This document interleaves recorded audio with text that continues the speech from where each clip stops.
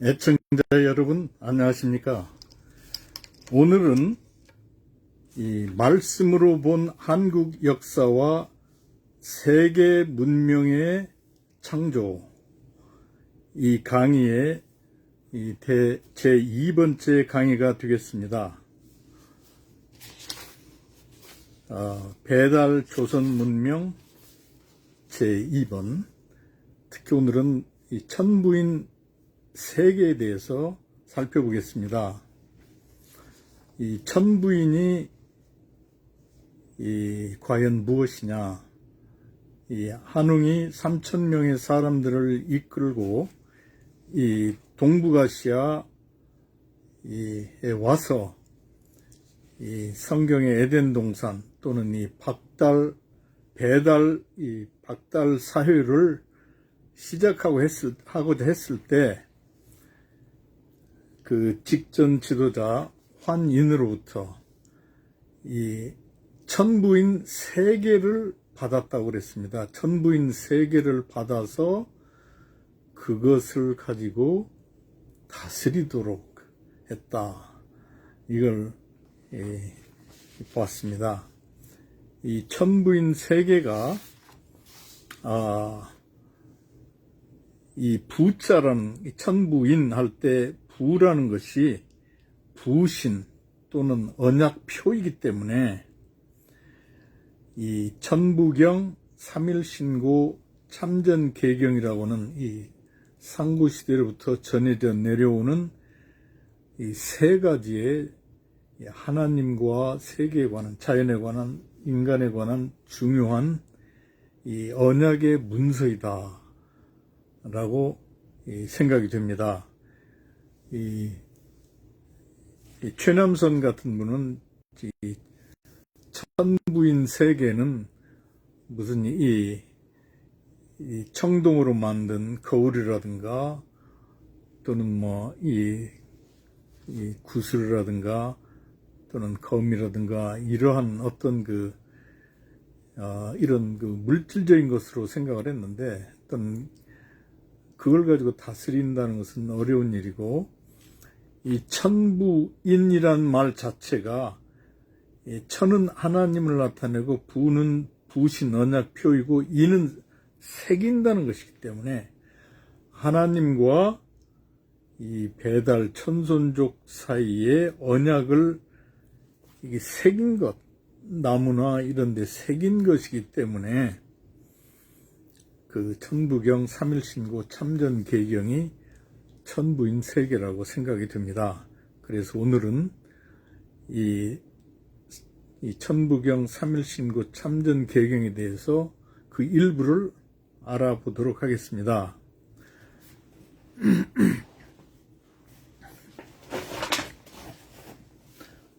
여기 보시면은 이 세 개의 동그라미가 되어 있습니다. 동심원을 중심으로 해서 이 동심원은 하나님이고, 하나님을 중심으로 해서 첫 번째 언약을 구술한 게 천부경이고, 두 번째 그 언약을 좀 더 상세하게 기술한 게 이 3일신고이고, 그 언약을 일상생활에서 365일 일상생활 매일매일에서 실제적인 여러 가지 이 행동, 실제적인 문제에서 드러나게 하는 것이 이 참전개경입니다. 그래서 먼저 이 천부경을 통해서 이 하나님과 우리 조상, 이 배달 천손 민족 사이에 맺은 언약이 무엇인가를 다시 한번 살펴보겠습니다. 제가 간략하게 천부경의 내용을 설명한 다음에 그 언약의 내용을 포인트하고 그 다음에 3일신고로 넘어가겠습니다. 천부경은 아주 간단하게 쓰여진 글자입니다. 여러 가지 원시적인 부호로 새겨진 것인데, 최치원이 이 9세기쯤에 깊은 산에 들어가서 돌에 이렇게 옛날 문자로 새겨진 것을 최치원 당시에 한자로 시적으로 번역을 해놓은 것이 전해져 오고 있습니다. 제 천부경을 제가 그 번역한 것, 한글로 번역한 것을 제가 읽어드리겠습니다. 하나님은 우주 만물을 시작하셨으나 아무것도 하나님을 시작하지 않았다. 예. 일시 무시일. 만물은 하나님, 하늘과 땅, 그리고 인간이라는 세 개의 극 또는 세 개의 포울이죠. 말하자면 이 좌표 3개의 극으로 분석하고 설명할 수 있다. 예, 모든 것은 가령 기하학에서, 해석기하학에서 모든 것은 X좌표, Y좌표, Z좌표 이걸로 다 표시가 되는 것처럼 모든 만사는 삼국으로 분석하고 설명할 수가 있다. 그러나 만물의 근본인 하나님을 분석하여 설명할 수 없다. 굉장히 놀랍죠.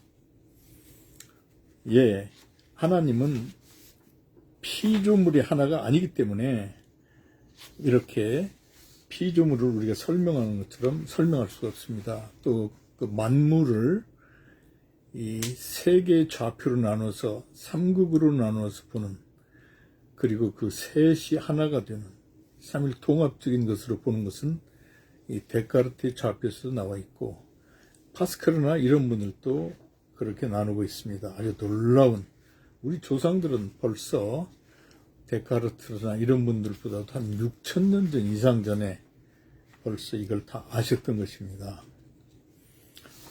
계속해서 제가 읽어 드리겠습니다.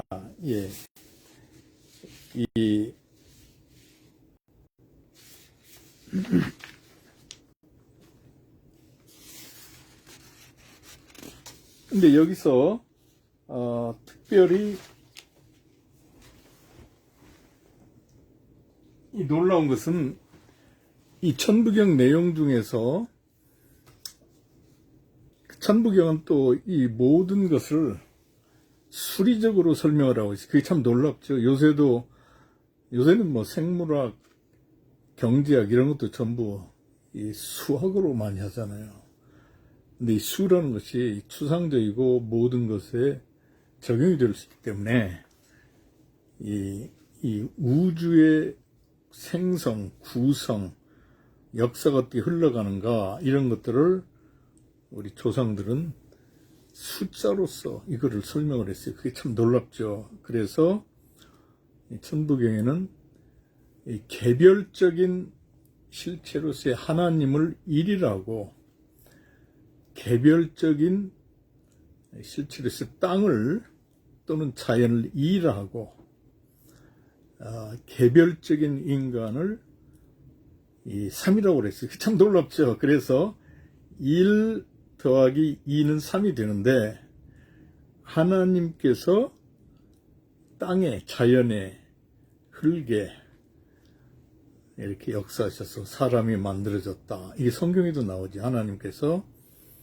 이 땅에 먼지, 진흙을 통해서 사람을 만드셨다. 이렇게 나와 있어요. 예. 그 순서가 또 굉장히 놀랍죠.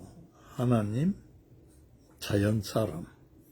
예, 이렇게 돼 있고, 그 다음에 이 1, 2, 3을 합하면 6이 되고, 이걸 대합인데 크게 합하면 6이 되고, 이 나머지 6, 7, 8, 뭐 이것도 다 이게 하나님과 자연과 사람의 요소를 여러 가지 분량으로 이렇게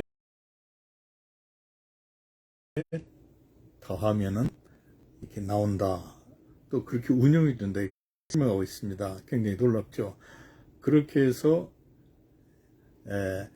또 이 일이 모여서 10과 같은 큰 수가 된다. 그것도 굉장히 놀랍죠.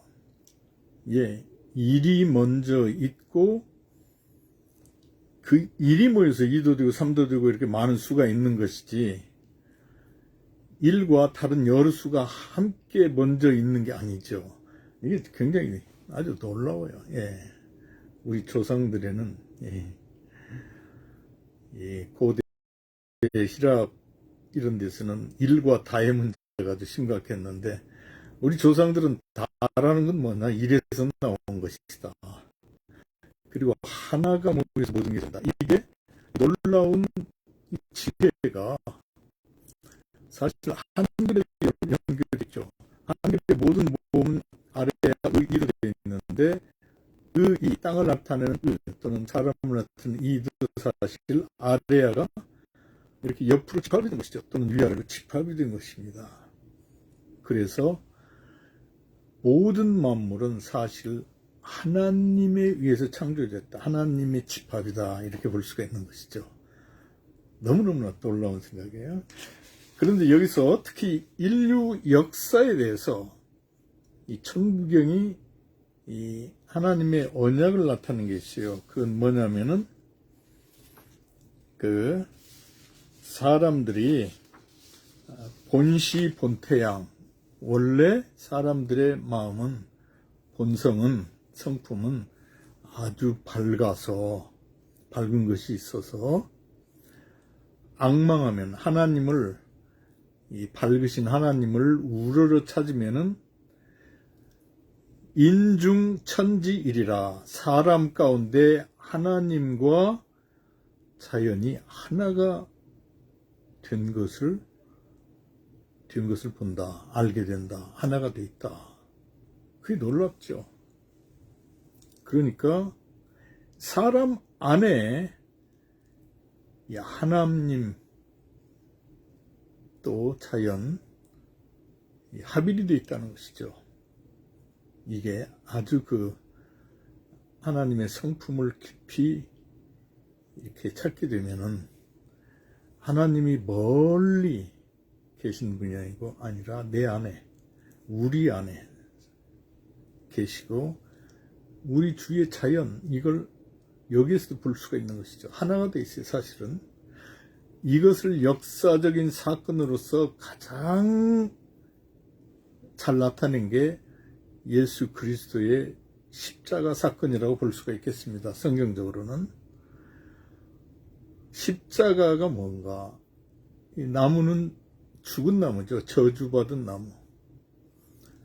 그리고 거기에 죄 때문에 저주받은 인간이 있는데, 하나님의 아들이신 인자 예수 그리스도가 하나님의 뜻에 따라서 거기 못 박히신 것이죠. 그러니까 십자가에는 이 동심원의 이 점처럼 하나님을 중심으로 해서 하나님과 인간과 자연이 하나가 되어 있어요. 그래서 예수님이 십자가에 달리실 때 이렇게 하늘이 아주 어두워졌다가 나오는데, 하늘이 아주 어두워져, 온 천지가 어두워졌어요. 그것은 뭐냐면은 온 우주가 어둠이 가득한 이 지성소, 하나님 계신 지성소가 어두워요. 지성소에는 불이 없어요. 왜냐하면 하나님 자신이 빛이기 때문에. 예수 그리스도께서 인자가 참 저주받은 나무 위에서, 자연 위에서, 인간 때문에 저주받았죠. 참 이 못이 박혔을 때 하나님과 자연이 인자, 사람 안에서 하나가 되었을 때 거기에 하나님이 계셨고 온 우주가 하나님의 지성소가 된 것입니다. 참 놀라워요. 그것을 보게 될 것이다. 이게 참 놀라운 언약이죠. 그러니까 만일 사람들이 하나님에 대한 믿음을 갖고 빛 되신 하나님을 계속 우러러보고 찾으면은 사람 안에, 자신 안에, 또는 궁극적으로 예수 그리스도 안에 하나님과 자연이 하나가 되어 있는 것을 보게 된다. 그게 언약이죠. 하나님께서 우리 배달 천손족과 맺은 언약입니다. 그 놀랍죠. 원시적인 복음의 형태라고 볼 수도 있겠습니다. 이러한 그리고 이제 천부경은 그 일종 무종일이라 일은 하나님을 나타내죠. 유일하신 하나님이 마치는데 모든 것을 마치는데 모든 것의 종말을 가져오는데 무종일이라 아무것도 하나님을 마치지는 못한다. 하나님은 영원하시다. 그래서 이러한 종말론도 성경의 종말론과 같죠. 기본적으로 반드시 세계는 종말이 있는데 하나님께서 세계의 끝을 내시고 하나님과의 좋은 관계 있는 사람들을 예수 그리스도를 통해서 하나님과 관계 있는 사람들을 하늘나라로 데려가시고 영원토록 하나님의 복을 공유하시고 그리고 그러나 하나님은 영원하시다. 종말이 없으시다. 천국은 종말이 없습니다. 이것이 놀랍게도 천부경에 나와 있어요. 그 다음에 이 천부경은 81자로 되어 있는데 이걸 365자로 이게 이렇게 여러 자세하게 가르친 것이 삼일신고입니다. 고라는 말은 가르친다는 가르침. 왜 삼일신이라고 그러느냐? 한 하나님이신데 세 가지 역할을 다 하신다. 그래서 이 삼일신이라고 그랬습니다. 세 가지 역할이 무엇인가? 창조하시고 말씀을 가르치시고 또 다스리시고 이 성경과 아주 상통하죠. 하나님이 다스린다. 그게 하나님의 나라이고 아버지 하나님께서 다스리시죠. 창조하신다. 성령을 통해서 우리가 창조가 되죠. 거듭나게 되죠. 그 다음에 말씀은 예수 그리스도 하나님의 아들 예수 그리스도 말씀이 육신이 되어 우리 가운데 거하시니 그 말씀입니다. 그리고 예수 그리스도께는 늘 말씀을 완벽하게 실천하시고 가르치셨죠. 그래서 한 하나님이신데 창조하시고 가르치시고 통치하신다. 그래서 삼일신이라고 그럽니다. 참 놀랍죠. 아주. 이게 성경의 삼일체 하나님과 아주 매우 흡사해요. 근데 이 삼일신고는 5장으로 구성이 되어 있습니다. 5장으로. 제1장은 하늘에 대해서 가르치고 제2장은 일신. 아주 일신이라고 나와 있어요. 일신. 그건 유일신이라는 말이죠. 여기 일신. 유일신입니다. 일신, 유일신, 유일하신 하나님. 이게 좀 확실히 나와 있어요. 이게 얼마나 놀랍습니까? 무슨 이집트에서는 기원전 1400년경에 아케나톤이라든가 이러한 그 바로가 유일신 사상을 이렇게 이집트 종교를 개혁을 유일신 사상을 도입을 했다 이렇게 나오는데 우리 조상들의 유일신 사상은 그보다 몇천 년을 앞섰습니다. 이게 삼일신고에 나와 있어요. 참 굉장히 놀라워요. 오늘 삼일신고의 제1장 하늘에 대한 가르침과 제2장 일신, 유일하신 하나님에 대한 가르침을 잠시 보겠습니다. 여기 보겠습니다. 하늘에 관해서 환웅 임금께서 말씀하셨다. 너희 오가의 무리들아. 오가는 이제 이 배달 천손족 우리 조상들을 형성하는 다섯 부족이죠. 이게 나중에 이제 부여나 이런 데 보면은 또 오부족이 나오고 고구려도 오부족으로 돼 있죠.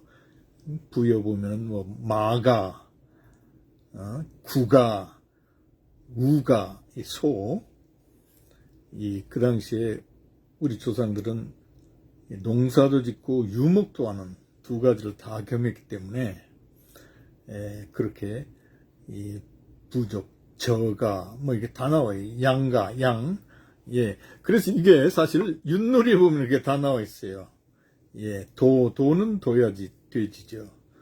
개, 걸은 양이에요, 양.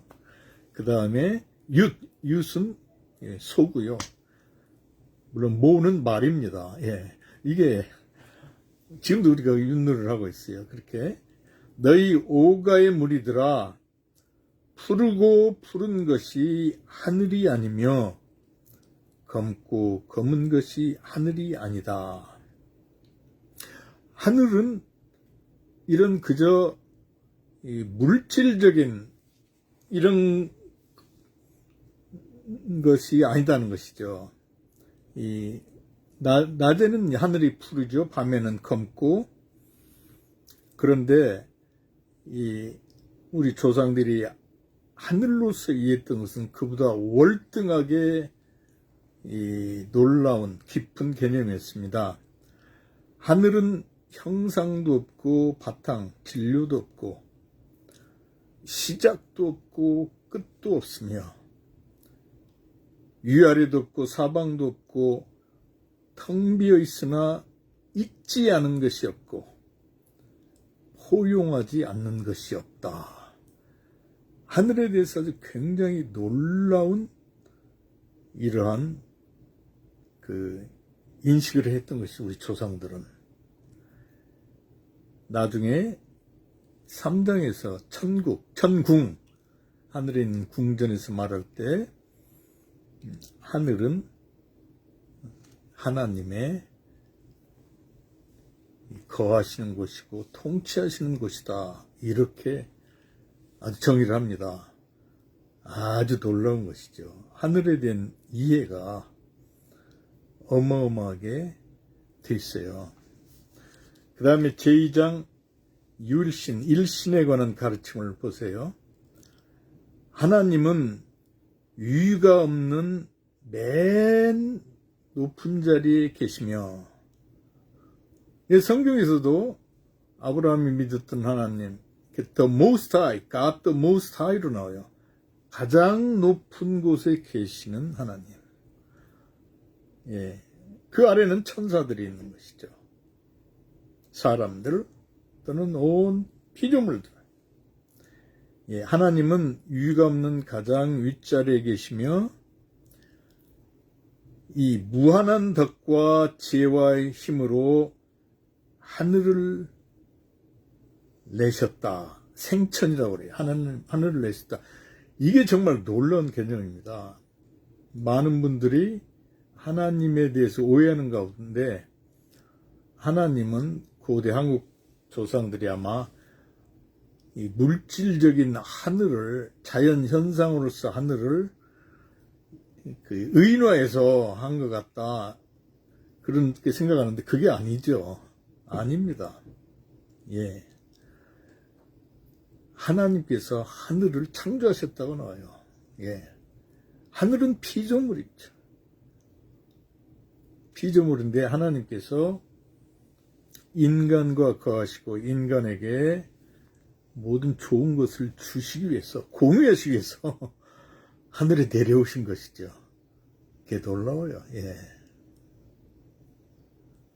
하나님은 우리에게 그 좋은 것을 주시기를 원하시기 때문에, 하나님은 공유의 하나님이시기 때문에 자꾸 자신을 낮춰서 우리에게 가까이 오신 것이죠. 이 성경과 같아요. 예. 그래서 성경에서도 여호와 하나님이라고 그러시잖아요. 하나님은 스스로 계시는 분, 창조주시고 아무것도 필요한 것이 없는 분이시지만은 우리와 가장 좋은 것을 공유하시기를 원하기 때문에 가장 낮은 자리에까지 내려오신다는 거죠. 우리 자리에까지. 그것은 하나님의 약점이거나 스캔들이 아니라고 해요, 저는. 오히려 정말 그게 하나님의 위대함이라고 보입니다. 예. 하나님께서 인간을 위해서 고통했다는 것은 약점이나 스캔들이 아니고 얼마나 하나님께서 정말 우리를 끔찍이 사랑하셨는가, 그걸 나타낸다고 봅니다. 하나님의 그 엠퍼시, 이런 걸 나타내죠. 그리고 여기서 이제 제가 하나님은 무한한 덕과 지혜와 힘으로 하늘을 창조하셨다. 이게 이제 한자로 된 것에는 무한한 덕이 대덕, 무한한 지혜가 대해, 무한한 힘이 대력으로 되어 있는데, 이 대라는 말은 피조물들에 대해서 수식어로 형용사로 사용될 때는 크다는 뜻이지만, 하나님은 이 피조물처럼 뭐 얼마 크고 작고 이런 게 아니죠. 무한입니다. 하나님은 차원이 달라요. 그래서 저는 무한으로 항상 해석을 해요. 하나님은 무한한 덕과 무한한 지혜와 무한한 힘으로 하늘을 창조하셨고, 무수한 세계를 주재하시며, 우리 조상들은 이 우주가 무수한 세계로 되어 있다는 것을 알았어요. 지금 천문학자들이 다 인정을 하죠. 또 하나님은 만물을 창조하시되, 하나님이 만물을 창조하셨다, 이게 아주 우리 삼일신경에는 확실히 나와 있어요.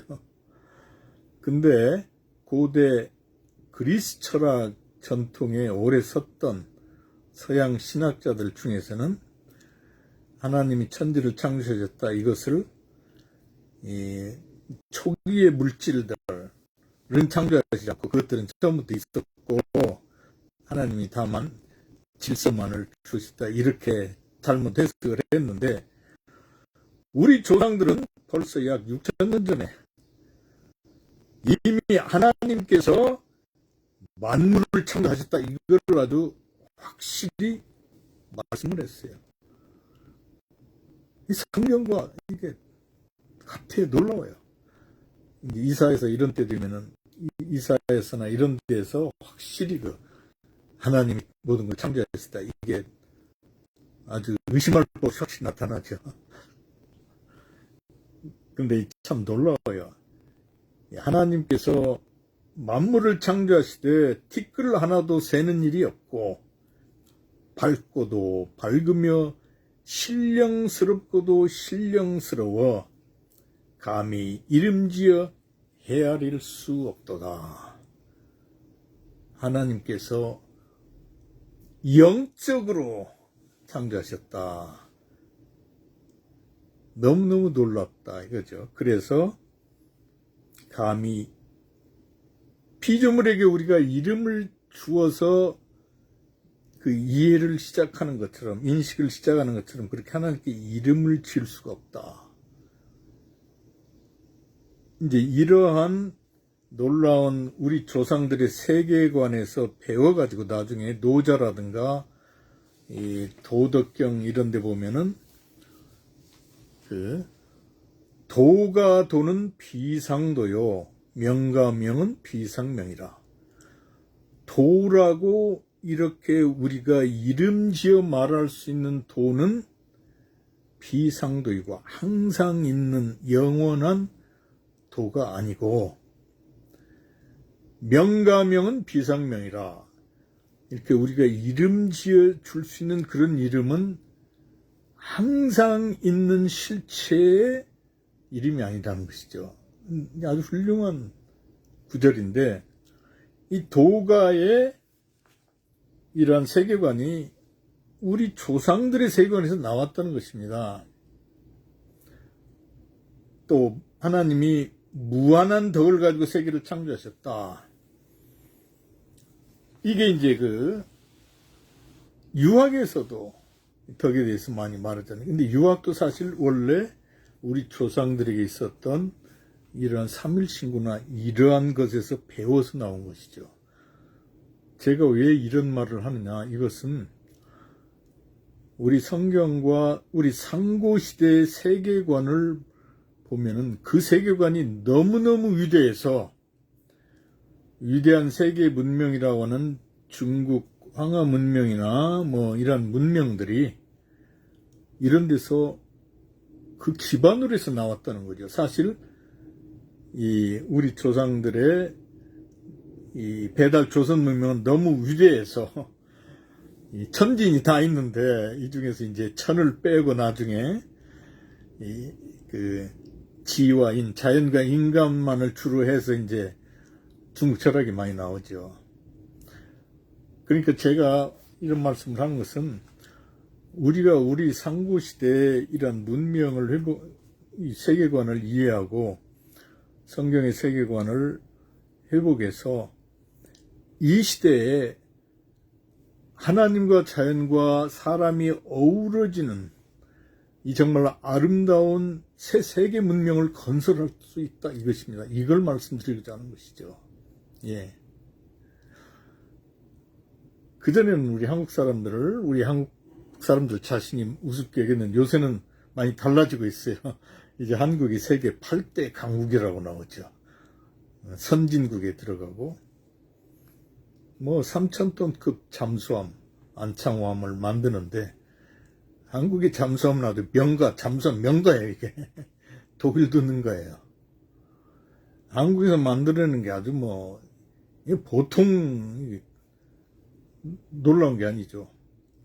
제가 부탁하고 싶은 것은 시청자 여러분, 애청자 여러분, 애독자 여러분, 제가 이 통합의 길에서도 자세히 제가 많이 썼습니다마는 이제 우리는 이 자연과학이나 기계 이러한 또는 예능 계통 또는 이 K-팝 이러한 계통에서 세계 문명을 창조할 뿐만이 아니라 하나님과 자연과 인간이 통합이 된 하나님과 자연과 인간이 어우러진 이 아름답고 생명을 주는 새 세계 문명을 창조해야 하겠다는 것입니다.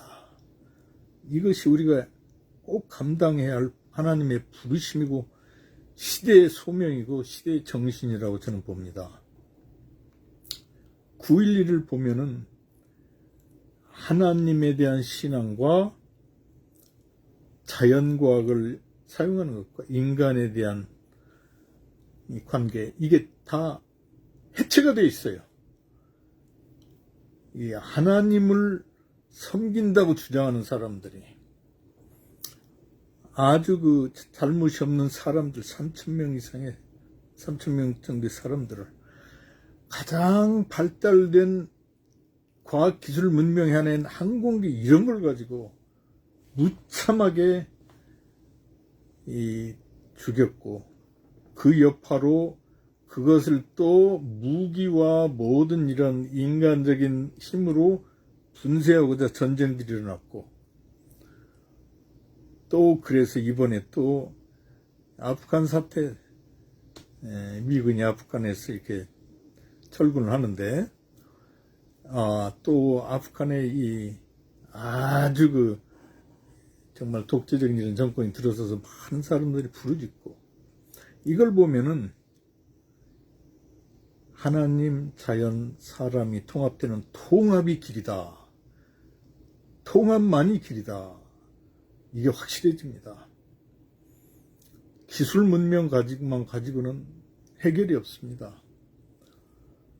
또 사람과 하나님을 존중하지 않는 사람을 존중하지 않는 신앙만 가지고도 안 되고 또 참 이 세 가지가 다 통합이 돼서 아름다운 세계가 되어야 되겠는데 이 무한한 가능성이 가장 훌륭한 이 잠재력이 한민족의 상고사에 있다고 하는 것입니다.